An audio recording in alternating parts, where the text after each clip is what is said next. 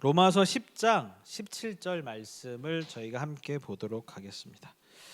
자, 로마서 8장 17절 말씀입니다. 다 찾으셨죠? 저희가 그러면 한 목소리로 함께 말씀을 봉독하겠습니다. 시작. 그러므로 믿음은 들음에서 생기고 들음은 그리스도를 전하는 말씀에서 비롯됩니다. 아멘. 짧으니까 한 번 더 읽어볼까요? 시작. 그러므로 믿음은 들음에서 생기고 들음은 그리스도를 전하는 말씀에서 비롯됩니다. 아멘. 자, 저는 이 말씀을 보면서 성경은 너무 확실하게 말씀하고 계세요. 왜 믿음이 안 생기냐에 대해서, 어떻게 하면 믿음이 생기냐에 대해서 성경은 정말 빼도 박지도 못하게 도장을 꽉 찍었습니다. 그게 이 말씀이에요. 이게 무슨 말씀입니까? 그리스도의 말씀을 드릴 때, 예수님의 말씀을 드릴 때, 성경 말씀을 드릴 때 뭐가 생긴다고요? 믿음이 생긴다는 거예요. 굉장히 확실하죠. 다시 말하면 난 왜 이렇게 믿음이 없어? 왜 믿음이 없을까요? 말씀을 보고 말씀을 듣지 않으니까. 분명히 오늘 성경은 말하고 있습니다. 말씀을 들을 때 믿음이 생긴다라고 말씀하고 계십니다. 자, 철학자 제노가 이런 말을 했습니다. 하나님이 왜 입은 하나고 그리고 귀를 두 개로 만들었느냐? 이거는 말하기보다 듣기를 두 배 더 하라는 메시지라고 얘기를 합니다. 일리가 있죠.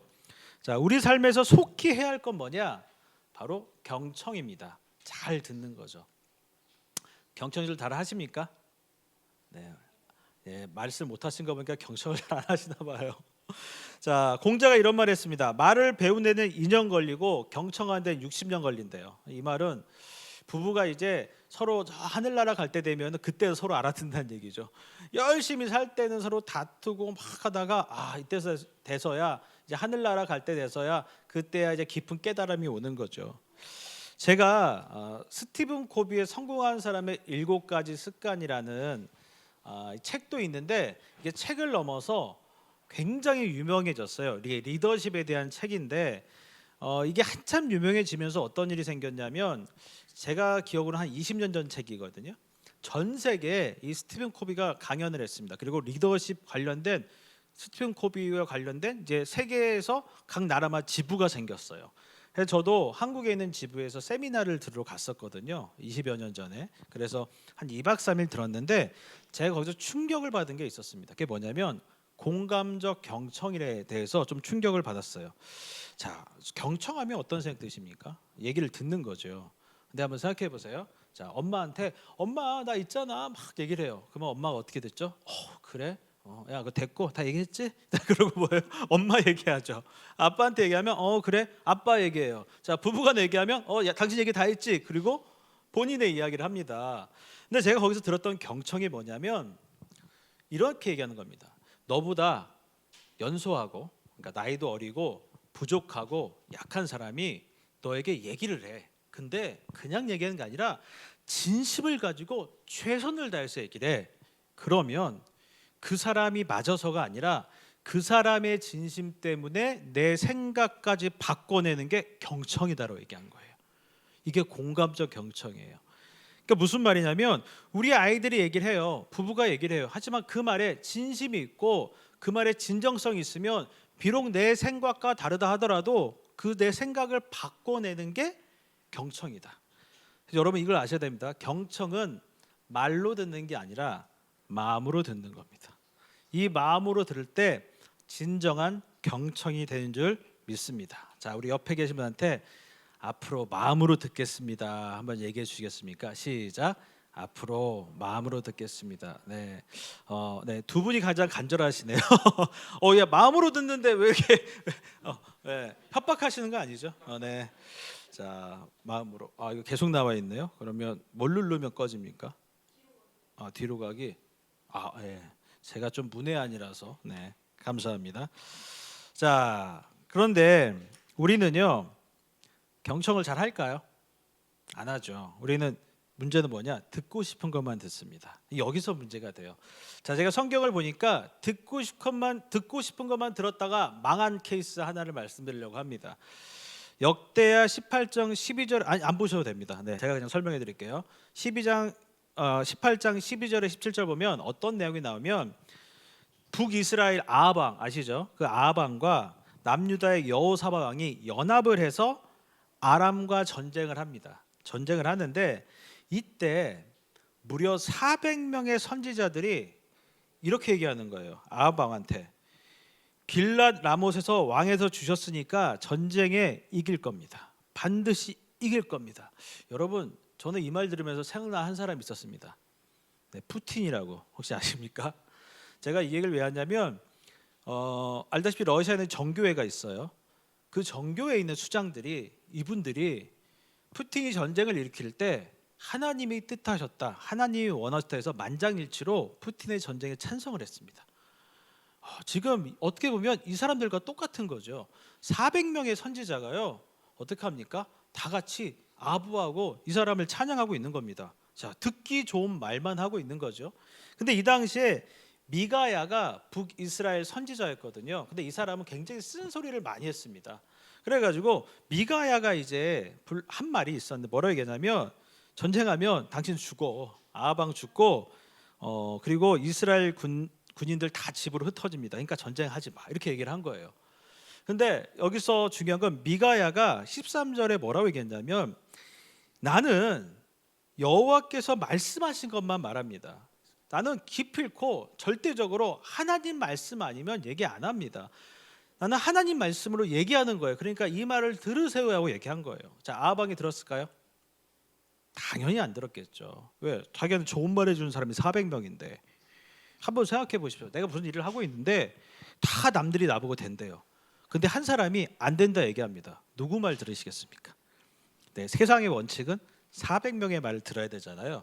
그래서 한 명을 이제 가뒀어요. 미가야를 가뒀는데 결국은 하나님 말씀대로 이루어졌습니다.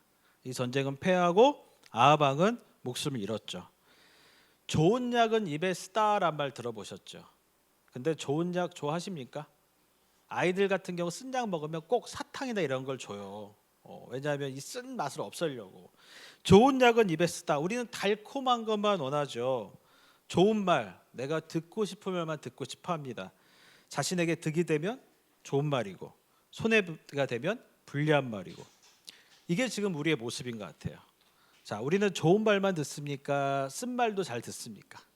제가 보니까 자존심이 낮으면 낮을수록 우리는 다른 사람의 말에 있어서 조금이라도 자신을 건드는 말에 대해서 굉장히 부정적으로 여겨요. 그거를 견뎌낼 힘이 없는 거예요. 그러면 저는 고민을 해봤습니다.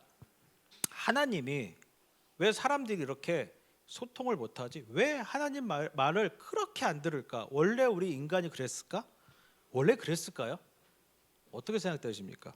원래 하나님을 그렇게 만드셨을까요? 절대 아니죠. 이 얘기는 저뿐 아니라 여기 계신 모든 분들이 알 거예요. 자, 우리는 지음받았습니다. 하나님께 손수 지음받았던 존재죠. 그리고 하나님이 우리랑 얼마나 소통하시고 관계를 맺고 싶었으면 에덴 동산에 주시고 우리 사람을 모든 동물을 다스릴 수 있는 이 지상을 우리들의 천국으로 주셨어요. 하나님은 한번 상상력을 발휘해 보세요. 하나님은 매일 저녁에 아담과 하와한테 찾아옵니다. 그리고 노을 지는 하늘을 걸으면서 아담, 죄송합니다. 약간 느끼했죠. 아담, 오늘 날씨 어때? 야, 너 오늘 잘했어? 동물 이름 지어줬어? 네, 오늘 누가 줬어요? 잘했다. 너 요즘 어떻게 지내? 저거요. 이래가지고 이렇게 지내요. 생각만 해도 행복하지 않습니까? 이렇게 됐던 대상이 바로 하나님과 우리의 관계예요. 우리는 기본적으로 하나님 말씀을 잘 들었던 사람입니다. 그런데 문제가 생기죠. 아담이 하와가 하나님 말을 듣다가 다른 말을 듣기 시작합니다. 누구의 마음을 들었죠? 뱀의 말을 들었죠. 전지전능하시고 모든 걸 다스리시는 진리이신 하나님 말씀을 듣다가 이게 부족함이 없잖아요. 사단의 속삭임에 뱀의 말에 확 틀립니다. 몸의 방향이. 그리고 어떻게 해요? 이 말을 보기 시작해요. 자, 이거를 지금으로 비교해 볼까요? 우리가 주님 앞에 집중하다가 세상 말이 들어오면 우리는 어떻습니까? 방향을 확 틀죠. 왜? 세상에 보이는 게 훨씬 더 유혹적이고 훨씬 더 매력적이거든요. 그럼 우리가 하나님 말씀을 보고 그 말에 집중하다가도 우리는 방향을 계속 틉니다. 근데 문제는 이 튼 방향이 결국은 죄가 되었고 하나님과 관계가 단절된 거죠. 우리가 잘 아는 말씀이죠. 단절됐어요. 그러면 하나님께서 그러면 소통을 포기하셨습니까? 아니죠. 잘 알다시피 이스라엘 역사에 계속 개입하시고 심지어는 예수님까지 보내셔서 예수님까지 죽이시면서까지 하나님은 우리와 소통의 다리로 연결되었어요. 그래서 십자가는 저는 하나님과 우리의 소통의 다리를 연결하는 징검다리라고 생각을 합니다. 자, 그렇게까지 하나님 노력하시는데 궁금하지 않습니까? 그런데 왜 우리는 하나님 말씀을 듣지 못할까요? 하나님께서 이렇게 노력하시는데 우리 왜 하나님 말씀 못 들을까요? 생각해본 적 있으십니까? 그냥 말씀이 안 들리면 안 들리나 보다라고만 생각하셨을 텐데 왜 우리는 하나님 말씀을 못 들을까요? 듣지 못할까요? 자, 그 이유는 어디에 있냐면 자, 저랑 성경을 한번 찾아보도록 하겠습니다. 자, 요한복음 8장 47절입니다. 자, 요한복음 8장 47절.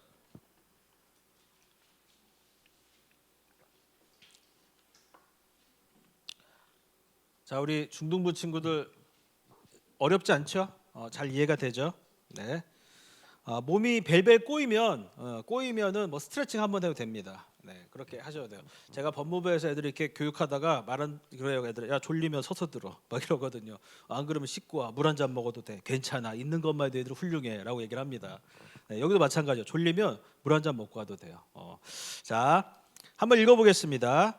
저희가 오늘 세 번역으로 읽고 있습니다. 세 번역. 예지자매 세 번역인가요? 네, 좋아요. 자, 함께 읽겠습니다. 시작.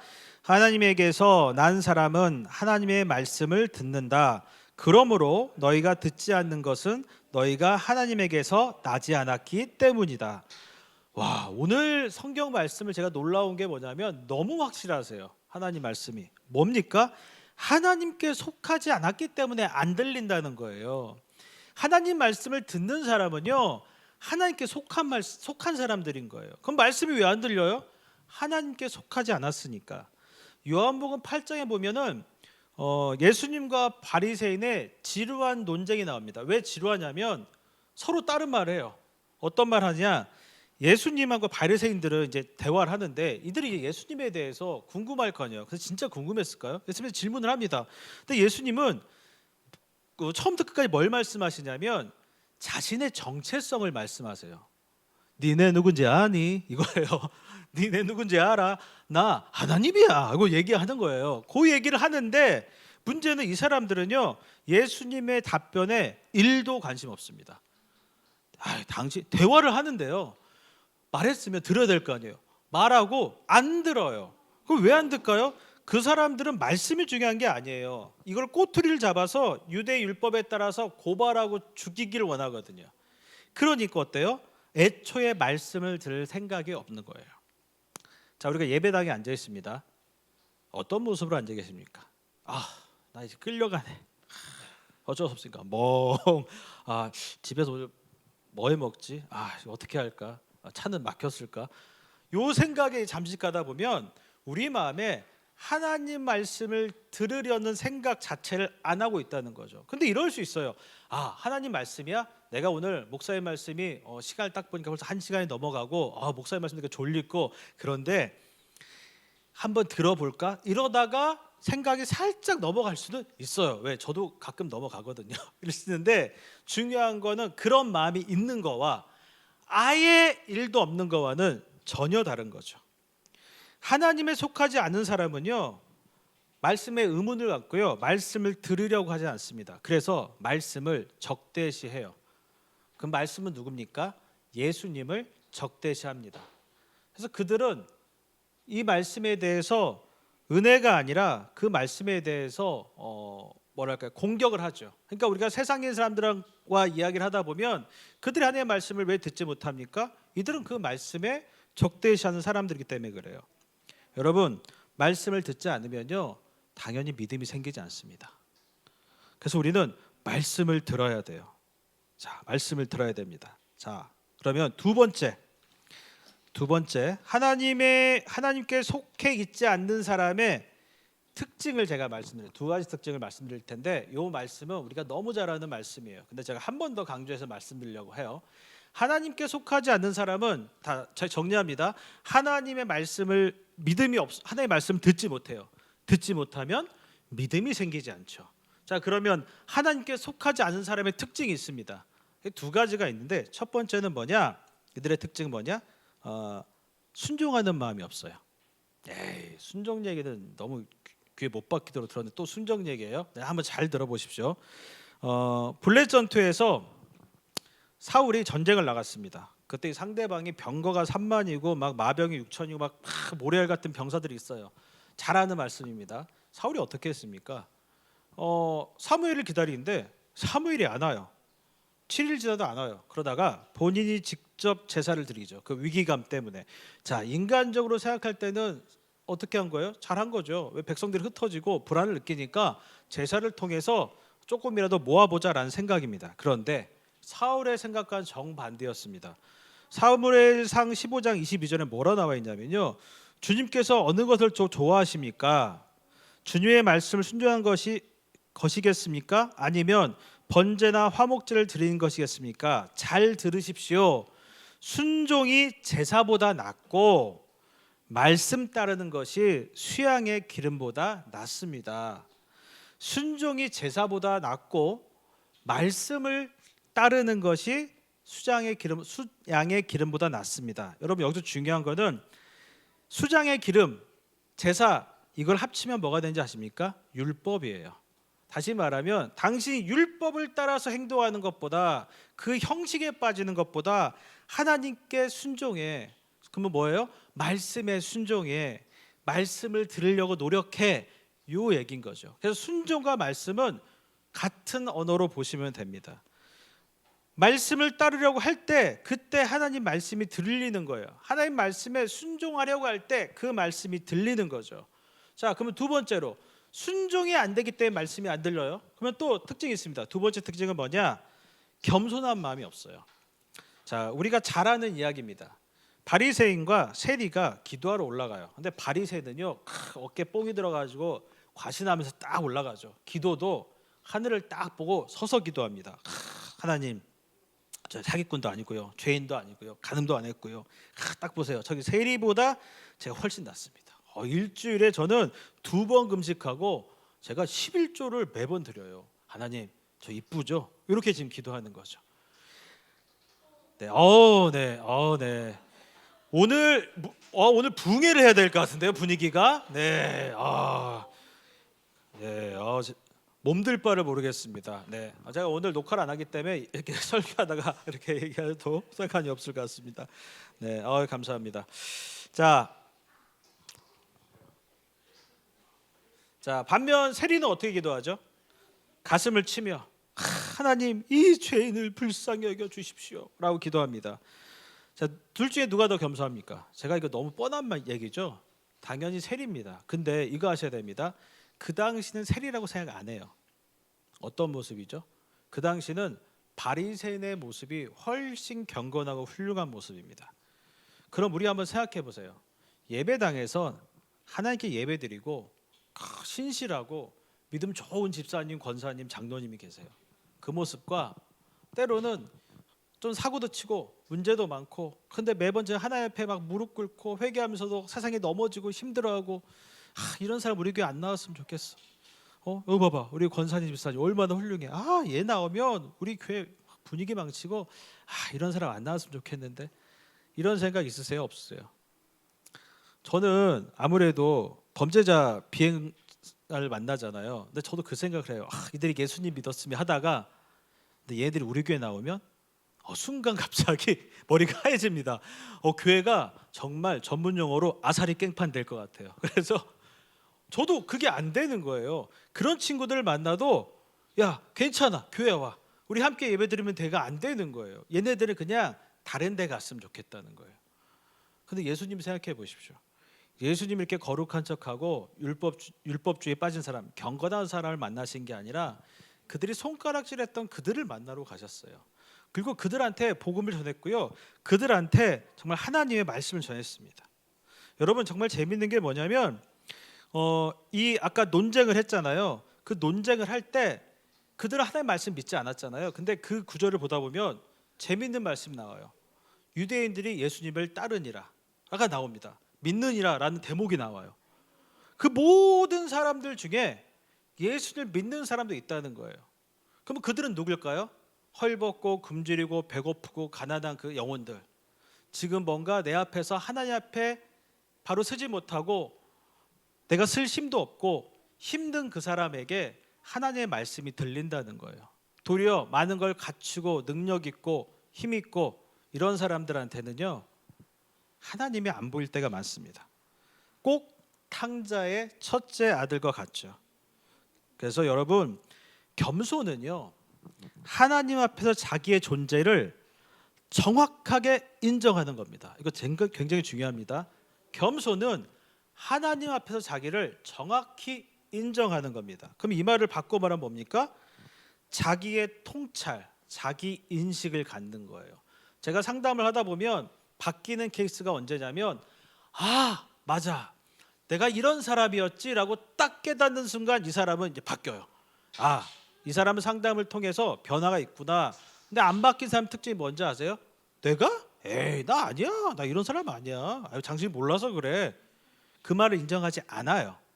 그래서 말씀도 똑같아요. 우리가 하나님 앞에서 겸손해지고 낮아져서 그 앞에서 내가 어떤 존재인지, 내가 죄인이지, 내가 부족하지, 난 연약하지, 하나님의 은혜 없으면 살 수 없지라는 그 마음이 딱 들어오고 인식되어질 때 뭐가 들릴까요? 말씀이 들려요.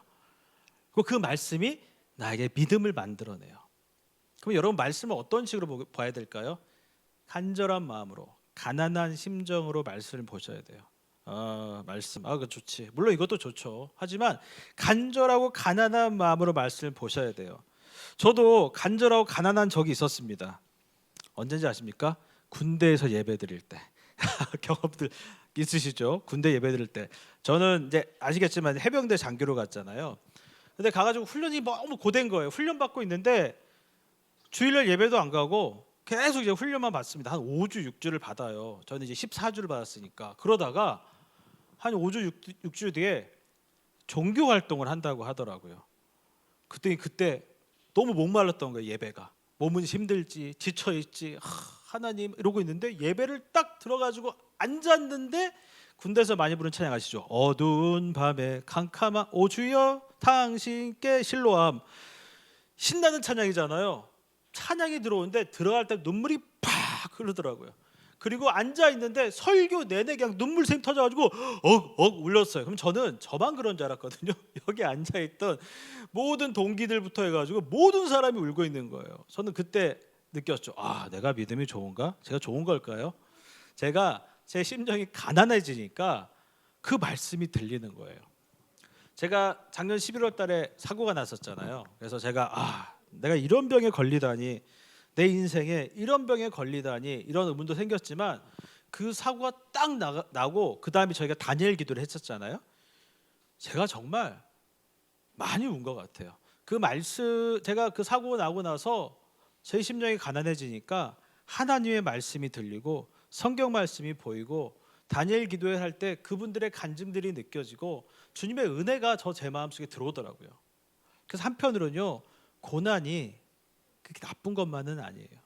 내 심령이 가난해지고 내가 하나님을 바라볼 수 있다면 저는 그 고난과 연단도 필요하다고 생각합니다. 그래서 저는 이런 말씀을 좀 부탁드리고 싶어요. 우리가 말씀을 보기 위해서, 나의 심령이 가난해지기 위해서 우리가 더욱더 하나님께 집중했으면 좋겠어요. 그리고 도리어 하나님 앞에, 하나님, 제 심령이 가난해져서 주의 말씀을 제 몸으로, 제 마음으로 받고 믿음에, 주님의 그 믿음까지 이룰 수 있게 해달라고 우리가 오늘 그런 기도를 했으면 좋겠습니다. 말씀에 능력이 있고요, 말씀에 힘이 있습니다. 제가 지난번에도 간증했겠지만 제가 교회 좋아하는 누나 때문에 갔잖아요. 기억나시죠?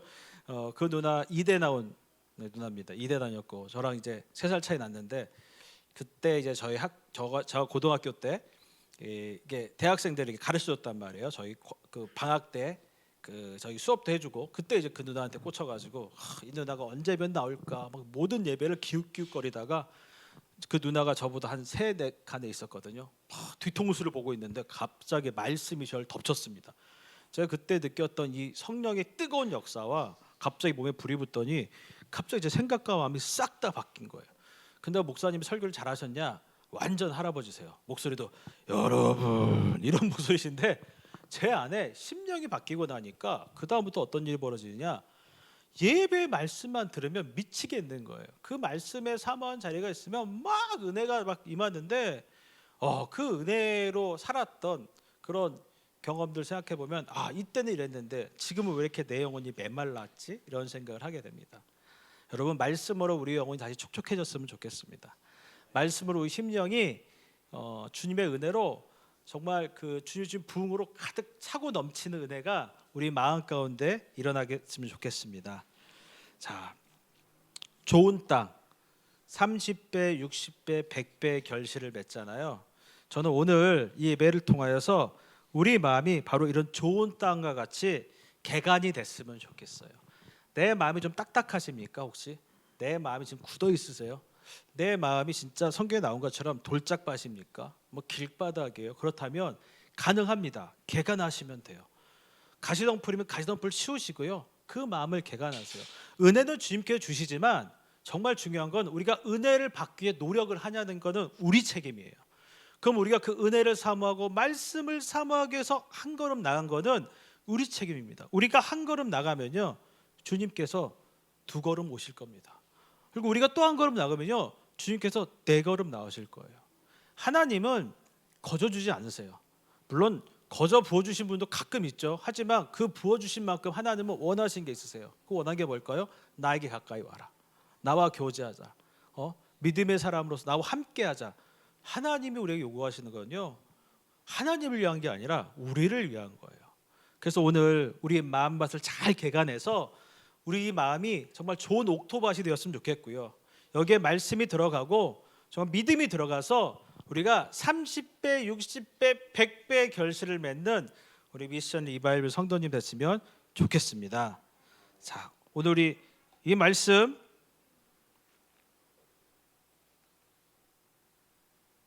우리 17절 말씀이잖아요.